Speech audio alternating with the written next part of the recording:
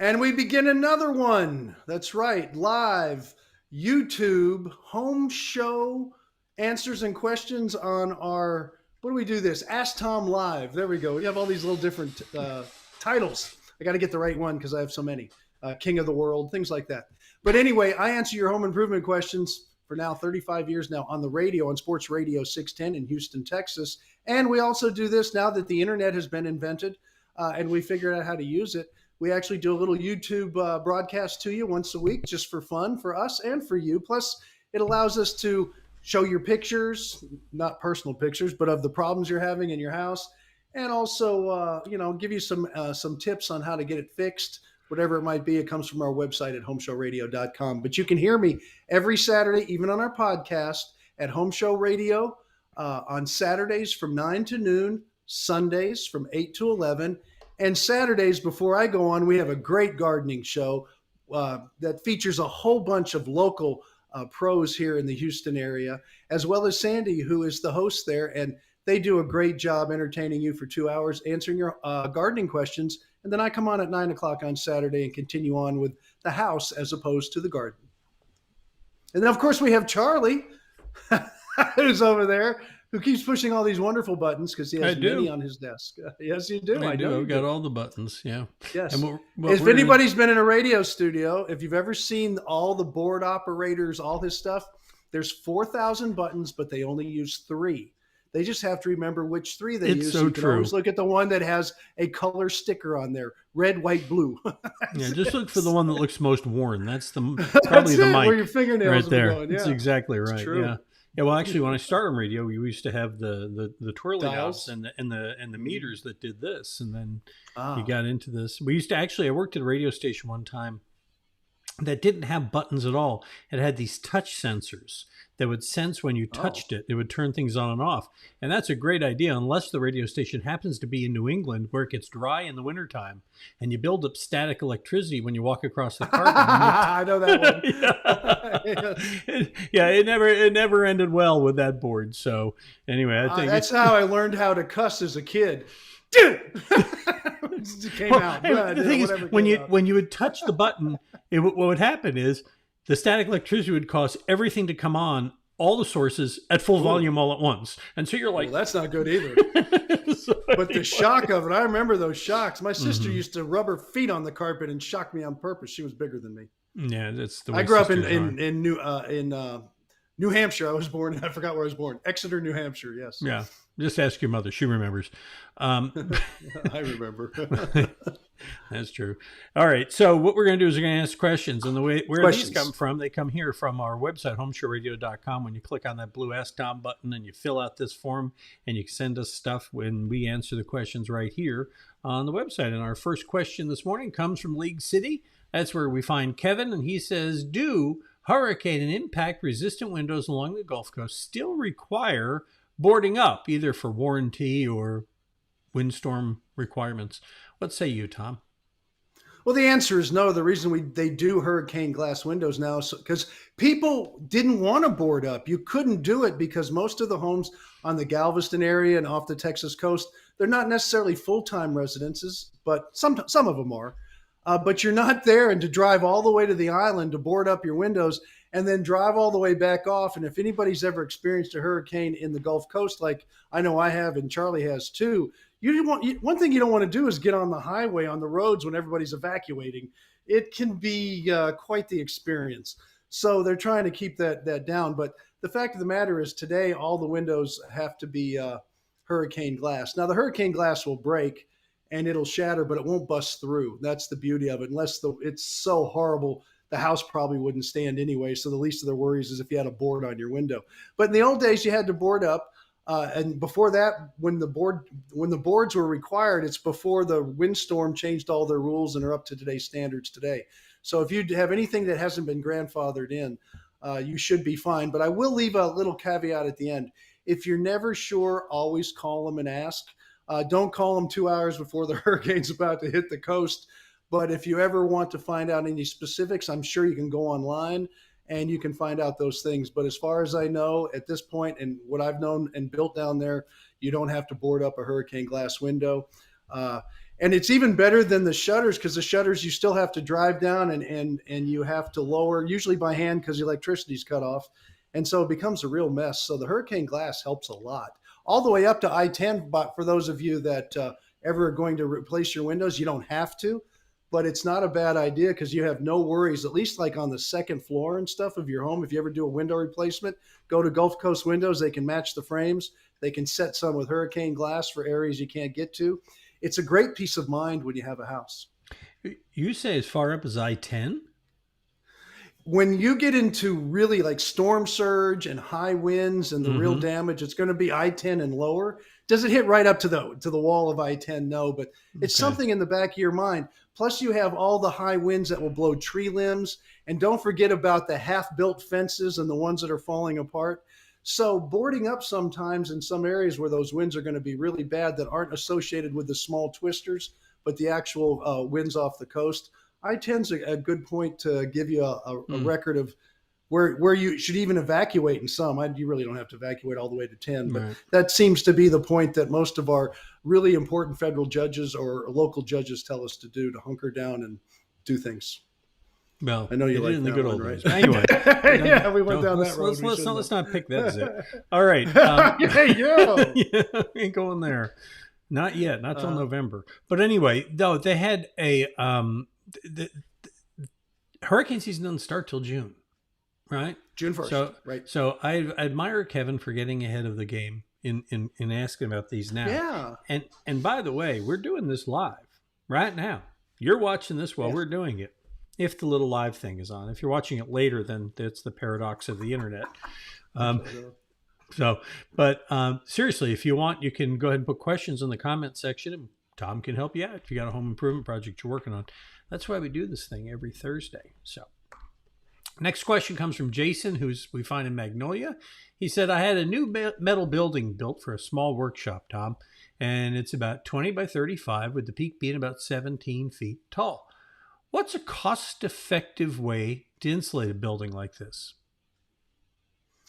Well, you say cost-effective. The best cost-effective way to insulate any building, whether it's your house or a shop, insulation's insulation, no matter what kind of building it is. Just like I used to tell people, I can build you a $4 million home or a $250,000 home. The quality will be the same. It'll just be smaller. You wouldn't cut the quality of it just because it's cheaper.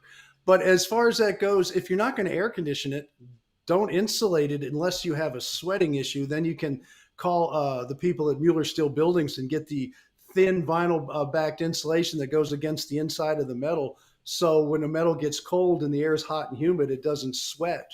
So the air won't touch the metal. So that's not an insulation where people would think of for energy savings.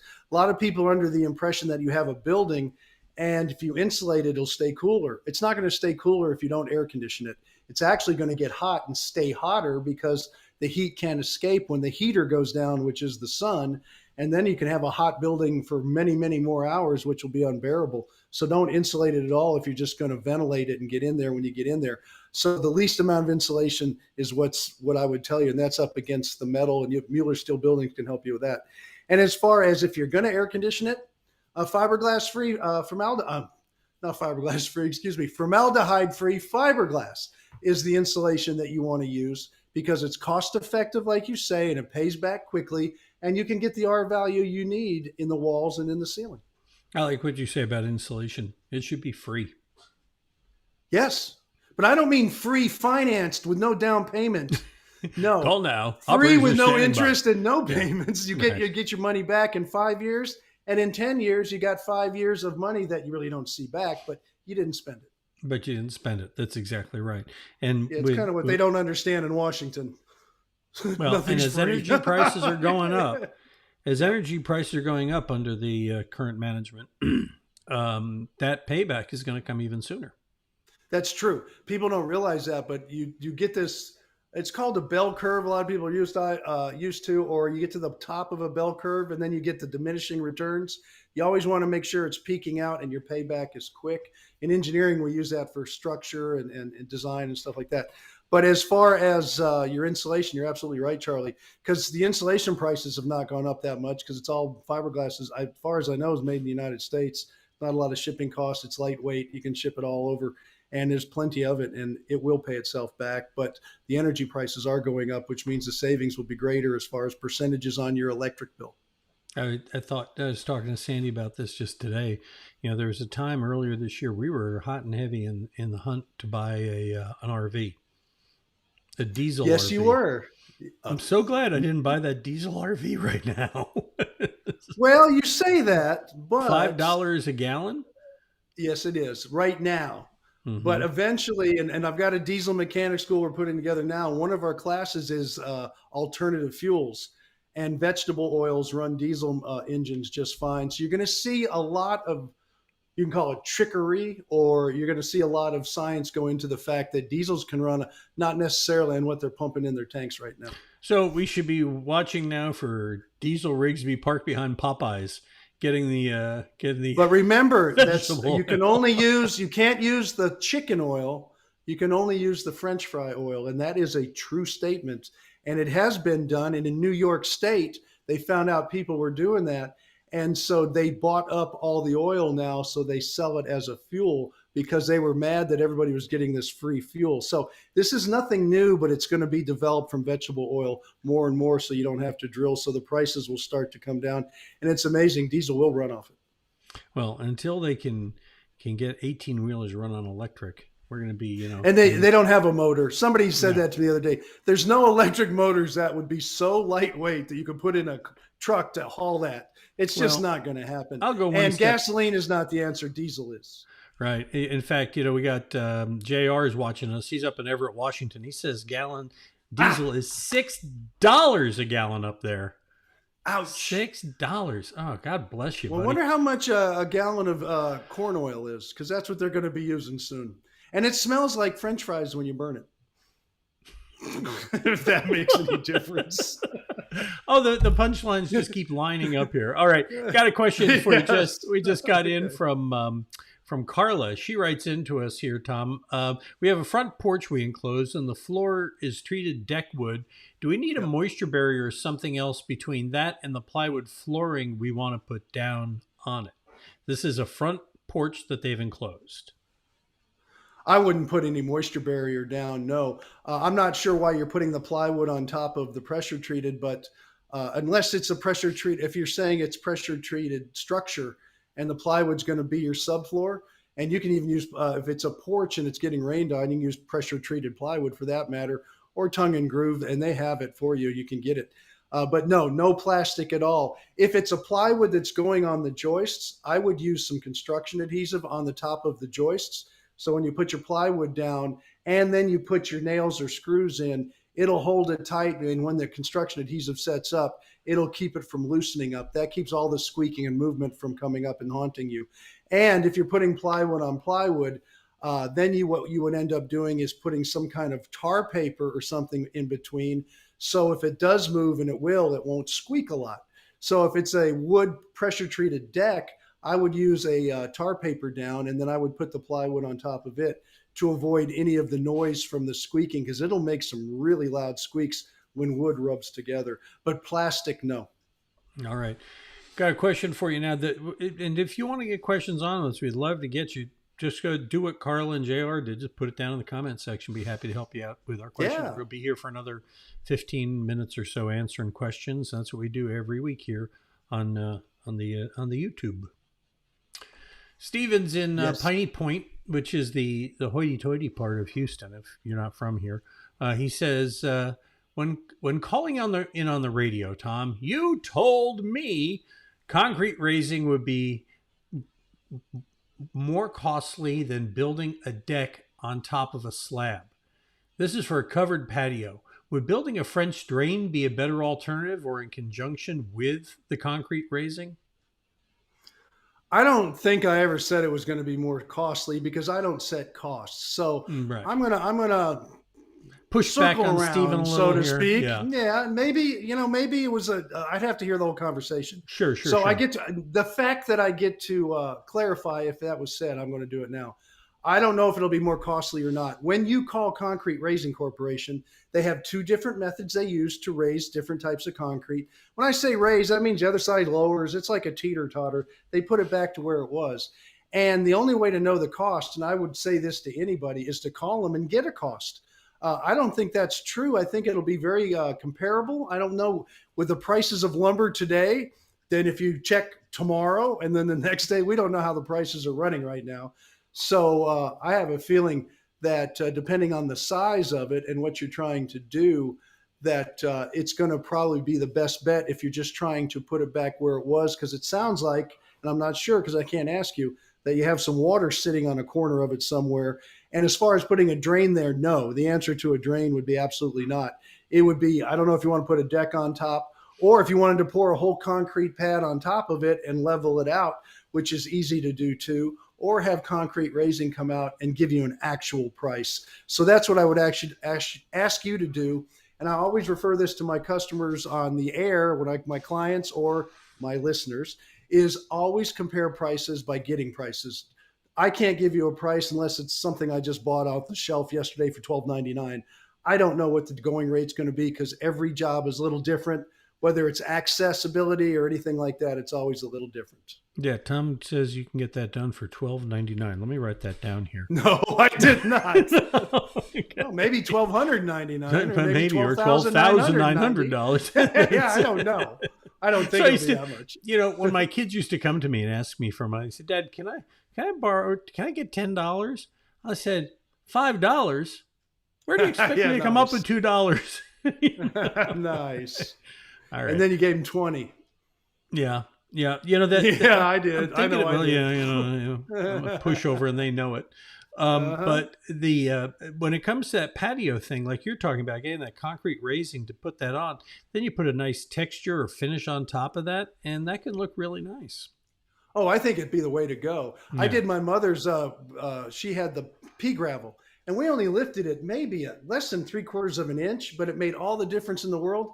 I think I paid about $750 for it. It was well worth it, and it was a pretty good sized patio, and they had to do about 4 holes, and there was a big hole under there, and we used the foam on that one. It came out great. Yeah. Yeah, we did something similar with ours where we actually took pavers out into the yard because we have one of those small little FHA, bowling alley patios in the backyard across the back of the house, real narrow and long.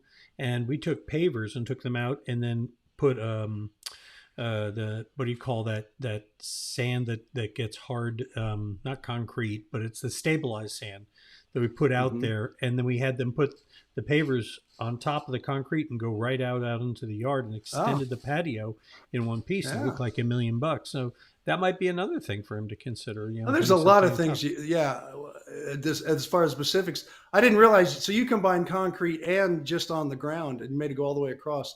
That's difficult to do. So you had somebody good do that, I'm sure. I did. It's actually one of our home show pros.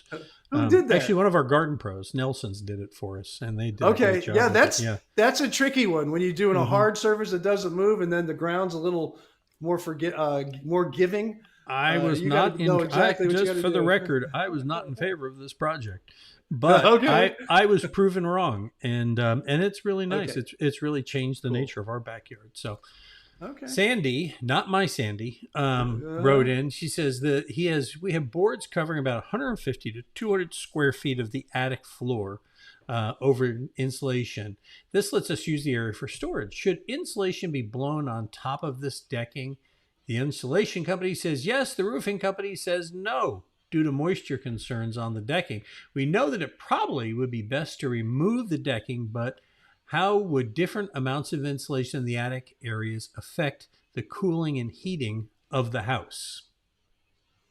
Well, it's not going to affect the cooling and heating if your air conditioner is working right. So I don't have to hit on that much. But here's the big question out of this question, because there's a lot of parts to this. A decked area, which is 150 square feet to maybe a typical home is 2,000 to 3,000 square feet. So it's not a huge area, number one. Number two, you use it for storage. If you use it for storage, you would never put insulation all over the top of it. It would not be used for storage anymore, or you would be insulating the junk you have on top. So don't do that. And the junk you have on top, if you do use it for storage, has some insulating qualities to it because you have junk on there, and that has an R value. Everything does. Now, I don't care if it's a shirt on your back. It can be related to a reciprocal of a U value, which is an R value. But if you use it for storage, don't do anything. If you put insulation on there, is it going to make a huge difference? You won't notice it because it's such a small area. So that's totally up to you. If you want to put it over there and make it all look nice and even, it's not going to hurt any. There's no moisture issues at all because the attic is going to be vented enough where you're not trapping some kind of tsunami underneath this piece of plywood or whatever it is. Don't worry about it. If you're trapping a tsunami under the plywood, the mold will be the least of your problems. Yes, true. Yes, it's Krakatoa east of Java. Okay, fine. Remember just that one? water. There won't be any water to worry about. Okay, no water at all. All right. Yes. All right, I got one more question for you. So I guess we're going to make it a quick show here today. The last one comes to us from Ed, and it's actually about our Home Show Pros. He's over in the Westbury part of Houston. He says, no question, just a comment. I meant to write this a long time ago. He says, I'm a follower of your show and I receive your emails. So we just so you know, we have an email that we send out from HomeShowRadio.com, our Home Show Confidential, which has a tip and a video that goes out every week. And if you're interested in getting that, go to HomeShowRadio.com and you can sign up for it there. Anyway, so back to Ed. He says, I watch your videos, which you'll also find at the website, and I'm struck by Abacus Plumbing's consistent, forthright answers. In their most recent ad, they said they've been recommended by you since 2003. Your preferred vendors carry your reputation every day, but you already know that. And I think what he's trying to say, Tom, is that they're a good example of the kind of people who are our Home Show Pros. Yeah, all of our Home Show Pros are excellent. I know them. I had a pleasure. I don't get to see them as much as I would like. I travel. They're busy. I'm busy. We're moving around. Once in a while when I get together, Charlie, we were over at your place the other day. I know you were out traveling, but I got to get with about 4 or 5 of them. And it was like just an old fun time with all my buddies. Now, I shouldn't say buddies. It was women and men. I mean, everybody was there having a great time. They're all women Home can't Show be buddies? Pros. Wait, well, women can't be buddies? I guess they could. I got women who are buddies. It's a man term. I don't know. Or is that the Harry Met Sally theory? I don't know. I don't know. Don't cancel me, whatever you're doing. All right, go ahead. Okay. I don't want to be canceled. All right. The fact of the matter is I'm trying to be nice to everybody. Advanced Home Exteriors. Jack, he brought... Bill Jacks. Bill Jacks got me all nervous here, Charlie, with all the buddy thing. I brought his wonderful daughter who's going to be taking over. So it's like a real family thing. Bert brought his sister with him, and it was just really nice from Kiss Generators. But as far as Abacus Plumbing goes, what was it, 17, 18, 19 years ago? They came to us, 2 guys, 1 truck, and said, hey, Tom, Charlie, would you let us get on the show? We really need your help. And I kind of broke my rules, but I knew these people personally from some business before. And I said, you guys, I would do it for because you have such a history with you. And they built such a great company. And I'm very proud to say that I was there at the beginning talking about them. So I'm keeping that feather for my hat. And I'm very proud of them and me for doing Alan, that. And the show. Alan O'Neill in particular, he's, like Tom says, there were 2 plumbers and Jim and 1 Alan. truck. Yeah. And he remembers when their first day, the phone rang and there wasn't a plumber handy. And Alan is the master plumber. And he tells this story that he got a call about a leaky pipe. He said, well, I'll just go do it. He went and fixed it. Came back next day. There was a call back on the job. He says, that's the last job I went on. Oh, really? Yeah. Then I think he hired Charlie, didn't he? Yes, and that's why Charlie was already there. Yeah, Charlie was there at the very beginning. Charlie was the good guy, man. Yeah, he's a good. Not this Charlie. Trust me, you don't want me near your plumbing. There's more than one Charlie. Right. Okay, but yeah, and now I think they've got almost 200 trucks. They're like a $60-70 million company now. They're a huge operation. Amazing. And got their start. And the same thing goes for a lot of our other Home Show Pros. And you can find all of them if you're looking for them on our website right there. If you go down, you scroll down, you see them all listed there. And if you don't know who, but you know what you need done, we've also organized it by their trade. So you can make it real easy to find a Home Show Pro that you can trust. And we stand behind them. And that means that if you have a problem with any of them, and every now and then there's a communication problem or something, you get in touch with us, and Tom and I make sure that it gets straightened out. And we stand behind these people, and that's why they're on the show. They're not here because they can write a check. We don't dissuade them from doing that, but no, they are But that's the deal. So if you're looking for people you can trust in the Houston area, that the Home Show pros are the ones that you can depend on. And by the way, I don't know about Charlie, but I've written them a lot of checks myself because they work on my house, and it ain't free either way. That's true. It's a two-way street, baby. Yeah, in fact, this summer we're going to write a check to Ideal Roofing. Ideal Roofing, I do believe. Yeah, that's going to be more. I looked it up. We're going to pay more for our roof than I made my first year working full-time in radio. You got a big house, you got a big check. Yeah, and he just got featured on a television show. I want to tell everybody about Designing later. Spaces or something. Yeah. We'll tell you more about it as it comes up. But Jim from Ideal Roofing, there's such great people we have on our certified Home Show Pro list. I'm sorry for going long, but I got to brag about them. They won some big award thing, and they're doing all. In fact, Home Exterior Systems just won an award too. But they're being featured on a television show, and Jim looked very good. He's a good-looking guy on camera. He did a good job, from what I could tell. Yeah, Home Exterior Systems won the Customer Guild or something like that. I'm telling you, I can't keep up with them all. Yeah, and it's a big deal that they won it, and so you can trust the people. We started to natter on. We're proud of these people, and we're honored that they. We're honored that they want to be part of what we're doing too. And so we appreciate that. And we appreciate you watching us this week and watching this, whether you're watching it live or later. We hope that it's helpful to you, because that's why Tom and I take time to stop and do this and answer questions. We do it every Thursday. So if you want to get your questions in, all you got to do is go to HomeShowRadio.com and click on that blue Ask Tom button. You'll be presented with this form eventually. You fill it out. You can attach pictures, and we'll answer your questions either in this or in our Thursday or our daily Ask Tom videos. We're going to fix and to tape some of those as soon as we get done doing with this. But if you want Tom live and direct and talking directly to you, there's only one way to do that. There is Saturday 9 to noon on Sports Radio 610 and Sunday 8 to 11. You caught me with that. I said, okay, now it's my turn. And don't forget the garden people from 7 to 9 on Saturdays, our garden pros. You can talk to them also. I get to listen to like the last 15 minutes before I go on. I have my headphones on, and I always learn something in that 15 minutes. So I'm not able to listen the whole 2 hours because I'm prepping. I have a lot of prep to do for my show, like take a nap and drink coffee. But once I get on, I always learn something. So it's got to be a lot of good information for you. I love that show. My house is very quiet from 7 to 9 every year. So. I won't go there. All right.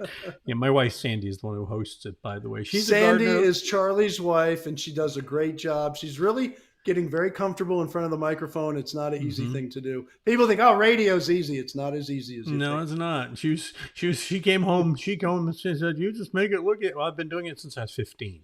So it's a small 45-year lead on you on this. So in any event, but she enjoys doing it. But anyway, hey, thank you for being with us. We'll be here again next Thursday. Got a question? Ask Tom.